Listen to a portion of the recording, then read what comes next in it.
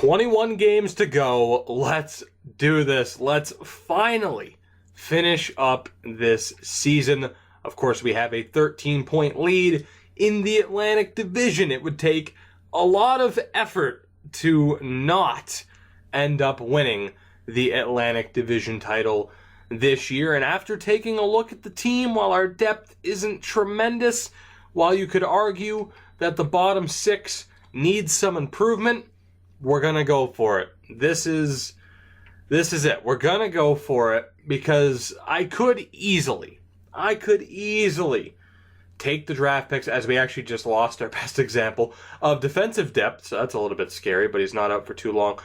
I could easily take all the draft picks, go out, get, incredible players, try like hell to fit everybody, under the cap and all that. That's just, I don't know. That's just not something I necessarily want to do. So we will just keep this team together as if we were staying the course and as if we were playing another season beyond this, which again, I'm still undecided because balancing 3 series seems like a bad idea. It probably is the last one, but you never know for sure. But all right, with that taken care of, we can continue on. We play the San Jose Sharks. Hurme is between the pipes for this game, although Shane Finger will have a chance very early on here to reclaim the crease. That is a hell of a lot of pop-ups, but I feel like I might be making a mistake. Let's move on past the trade deadline. We beat the Sharks 3-2. That is lovely. Hurme will play against Arizona. We'll play Shane Finger against Calgary and Ottawa. We actually have a couple of back-to-backs this month. So the goalie rotation, the tandem, will still be a tandem. We have no clear starting goalie at this point, and the spot of starting goalie for the playoffs is still up for grabs. I really don't feel like either guy has claimed it. I mean, look at that. They are pretty much dead even. So this last half of the season, these last 20 games or so, are going to be crucial for both goaltenders to separate themselves from the other to prove that they deserve to be that starting goalie for us. The good news is, of course, too, not just with the Bruins as we continue to win, but the Providence Bruins, I believe, had 31 wins on the season. Yes, they do. So things are looking pretty damn good. We will play the Ottawa Senators. So 2 wins for Shane Finger. It's nice, though. It's a nice problem to have, and we're now 10 points clear of the Tampa Bay Lightning. Hopefully that can continue. But let's take a look here. Hurme will be back. And then down in the AHL, we need to take out Keaton Middleton in favor of Picard. And we are also going to have to bring in Ralph Jarrett for Sylvain Fleury. But overall, I feel like both of these teams, I tried like hell to make sure that we didn't get stuck with a weakened defense, which has happened to us before. There have been occasions where we weren't as cautious as we should have been in terms of depth. That is for sure. But we are good to go. Let's play this next game. Or not play, let's sim the next game against Tampa. Of all teams, this is one of the biggest games of the season. Can Hannu Hurme get the win? Yes, he can. A 7-2 victory. Not too bad. Hurme will get the next 3 games as well. Winnipeg, New Jersey, and Chicago. Shane Finger will play against Anaheim, Chicago, and Toronto. And then from there, probably a 2-loss, maybe a 3-loss policy. It is going to be down to the wire all the way until the better end. But 3 wins out of 4 for Hannu Hurme. Again, he's playing well, man, and that brought us to 100 points on the season, 49 wins, 13 points clear of Tampa. It was scary for a minute. It was scary, there was a time where it's like, okay, what is this team going to be? But so far, so good. And it is funny that both goalies are listed as backups, but look at that, man. 5 more games for Hurme. They have an identical save percentage. God, that is going to be such a tough decision, but again, it is a wonderful, wonderful problem to have. Shane Finger again gets the next few games to really make a statement. 3 straight games, Anaheim, Chicago, and Toronto. What can he do? He starts off with a 4-1 win over the Ducks. The Providence Bruins at 35 wins, not too bad. A 3-2 shootout loss to the Blackhawks. Not ideal, but at least we picked up a point. That is, of course, oh so important. Can Finger get the win against Toronto? He can't. So a 1-1-1 record for Shane Finger. Advantage goes to Hurme, but regardless, we have clinched a playoff spot. 103 points on the season, 50 wins. What happens, though, once we get to the playoffs? That is the big-time question. But after that, Shane Finger still has the better save percentage. That is crazy. So I think we're just going to go off a one-loss policy at this point. You lose, you get changed out, simply put. So let's see. Can Hurme keep control of the crease? Yes, he can, with a 3-0 shutout of the Detroit Red Wings. Not a bad start. We play Montreal. Can he get the win? He can. 2 games, 1 goal against. Of course, the offense right now performing very well. But Hurme leading the way for us, leading the charge into the postseason. It's a 7-2 win over Dallas. The offense right now is on fire. They have woken up, and hopefully we can keep this up as we head in to the playoffs. And right there, a 3-0 loss to Pittsburgh. So much for that. Despite the fact that it was a good run, Shane Finger will still get the chance. But now we're on 109 points this postseason. The Atlantic Division, still the more difficult division, as both wildcard spots currently belong here. So the Metro, a little bit weaker. But Shane Finger, a 924 save percentage in 39 games, a 925 for Hurme in 44. Down to the wire. It should be sooner rather than later as well that we clinch the division title. It might honestly only take 1 more win. We have 6 games to go in this season, so this should be wrapped up. And if we beat Montreal here, then we play Ottawa, division rivals. We should be good. It's a 4-1 win. That locks up not only the division title, but the first place spot in the conference. Not too bad at all. Let's see here, though. Shane Finger plays the Ottawa Senators next.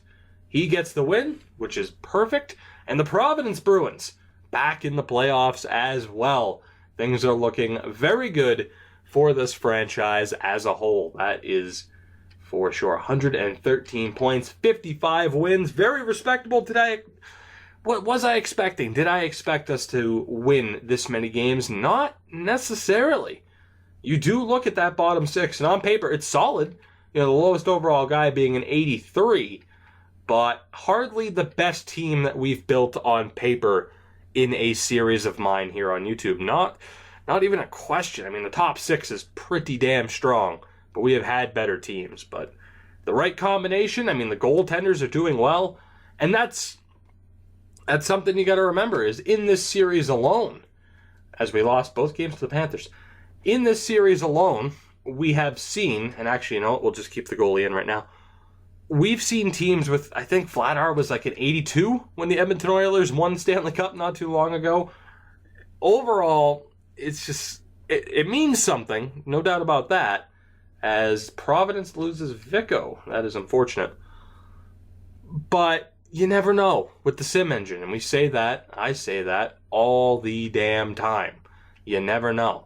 So when I start a new series and I'm like, hey, here's Jonathan Quick at an 88, and people are like, are you fucking crazy? He should be a 90. Remember that it is still a respectable overall, and that really anything above an 82 can be considered a very dangerous player. Let's get Ralph Jarrett onto that second line, or the second pairing. AHL is looking good. That's the big thing. Can we avoid injury? I shouldn't have said anything. We play the Red Wings, and we lose again. 3 straight losses. I was hoping we would head into the playoffs on a high note, but that isn't look like it's going to happen. As it stands, and I don't see any way it could change, we're playing Montreal in the first round, which how fitting is that? Let's take a look. Is there any other way? Is there any way we can... No, it's official. It is official. The matchups are confirmed. Ottawa and Tampa. The Florida Panthers will play the Carolina Hurricanes. Pittsburgh and Washington. But the Bruins will play the Montreal Canadiens in the first round. Yet again, it couldn't have happened any other way. It could not have happened any other way. But let's get the goaltending figured out here. It will be Shane Finger getting the last game of the year. So Hurme finishes with 46 games played, or at least 46 appearances, 29 wins, a .923 save percentage, and 5 shutouts. He is a pending UFA as well. That is ridiculous. Shane Finger, this will be his 43rd game, so they were a true tandem. We will see what his stats end up being once we get past this game, which Carolina... right there in terms of being at the top of the Eastern Conference. Did we get the win? I do wonder. Let's quickly figure out the scouting here. We'll go to the States for 2 weeks because why not? Did we get the win? We won the President's Trophy, so I like our chances.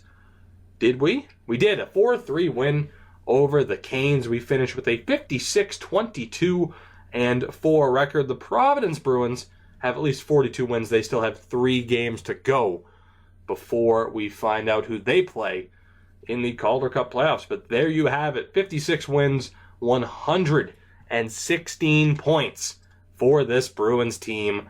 Not too bad at all. Let's take a look at the stats, of course, before we wrap this up. But another President's Trophy, I do believe. 116 points, 5 points above the Arizona Coyotes.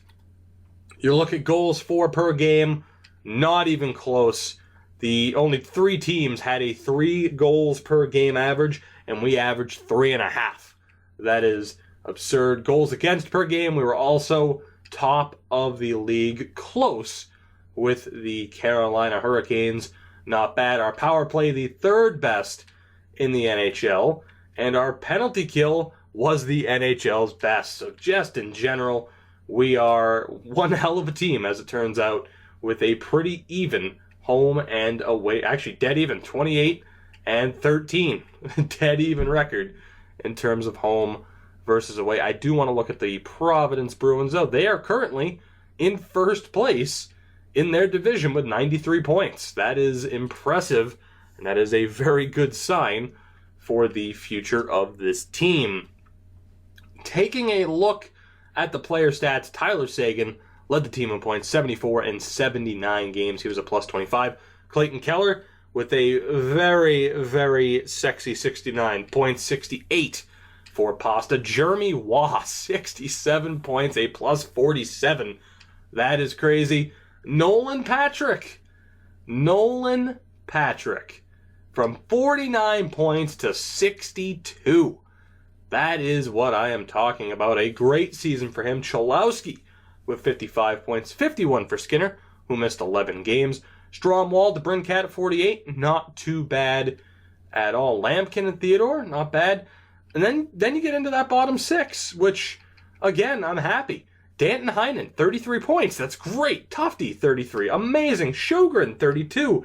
Chmelevsky with 28. I'm fine with that. And even Nick Schmaltz, 26 points for a 4th liner. He may have broken the 30-point mark if he played every game this year. That is great. And even Evan Bouchard. Wow, that's crazy. 13 goals, 1 assist. Now, obviously, he does have a cannon of a shot, and he's not the best puck-moving defenseman, but that's still a crazy, crazy stat line. Very much the Brandon Peary of defensemen, it seems. Yusuf Alamaki as well, played every single game. 6 points, only a plus 2, but not too bad. DeRocher also had quite a bit of playing time. The goaltenders, that's the big question for you guys. Who starts? 46 games for Hurme, as we said, a 29-12 record with a .924 save percentage. Shane Finger, 43 games, 28-11-1 with a .922 save percentage. Who starts game 1 against the Habs? That decision is up to you guys. I don't know if I'll remember to put a poll, so if the icon doesn't pop up as I'm saying this, just let me know down in the comments below. But as you take a look at the goaltending, I do wonder, save percentage-wise among starters, Nedeljkovic, Murray, Hellebuck. Okay, so we weren't quite at that level. Rookie race, though, the Calder race, I do wonder. Zadina finished with 49 points. He is an 86 overall. Maybe, just maybe, we have an outside chance at the Calder. I'd say there's a really strong chance of it being a goaltender this year. Marmon, who is a name that we have seen throughout series here on YouTube, has a decent chance. You have Aiden Hill. He is up there as well. And obviously Shane Finger with 28 wins. So I don't think he's the favorite. The goalie favorite is probably Marmon at this point. But a very respectable season for Shane Finger. And then league-wide, let's take a look. Connor McDavid wins the scoring race by 1 point over Vladimir Tarasenko. Draisaitl and Puljujarvi up there. That first line for the Oilers is absolutely insane. And Joshua Hosang up there with 77 points and 86 overall. Patrick Laine up to a 90 overall, 74 points. And then you have Tyler Seguin. Not too bad at all. I do wonder. And there you have it. Cholowski and Jeremy Watt, Nolan Patrick as well. We had the top 3 players and 4 out of the top 5 in terms of plus minus. Not too bad at all. Any other interesting stats to look at? Probably not. Who was the Iron Man in the NHL? Who played the most minutes? Morgan Rielly did. For Toronto, a 92 overall. You know what? Fuck it. We're getting close to 20 minutes. It wouldn't be an episode of mine if it wasn't 20 minutes, right? Let's take a look at the AHL scoring. Even though the season is not over, Dmitry Sokolov having a great year, as is quite a few of those players. Someone who we didn't check in on in this episode, Sylvain Poulin. How is he doing? A .923 save percentage in 70 games. Not too bad at all for him. Nesbitt didn't get that much playing time, but it is what it is. I do wonder, though, if we look league-wide, it was actually Jordy Bellerive, who, of course, we have in the fantasy draft series with the Blues, although the season is not over. I was wondering if there would be any familiar names as far as like players who should definitely be in the NHL, but no, for the most part, not really. And then again, we are quite a few years into this, so maybe some of those guys have retired. I think that's all we can show. I think that's all we can do in this episode, aside from confirming the fact that we are playing Montreal. We didn't get... Wow, we were 1 road win short of your goal. Screw you, Jeremy Jacobs. But there it is. It is confirmed. Boston, Montreal in the first round again. We can't escape them. It is St. Louis, Colorado, Winnipeg, Chicago, Anaheim, Vancouver, and the Arizona Coyotes against the Nashville Predators in the West. And of course, over in the East, we already knew Washington, Pittsburgh, Carolina, Florida, Ottawa, Tampa, Boston, and Montreal. Again, guys, I'm so undecided on the future of this series, but we are finally here. It is playoff time, and there's a chance that the last thing we do is play a series against Montreal. I'd like to think we're going to win, but you never know, and that is the magic of this game, I do suppose. But anyways, guys, that is it for this one. I hope you did enjoy. Of course, if you did, feel free to support the video in any way you deem necessary. Support the channel in any way you deem necessary. Support me in any way that you deem necessary. And I will see you guys in the next one, where we take on Montreal for just, I don't know. Is this like the 5th playoff matchup? It feels like it. God, we can't escape them.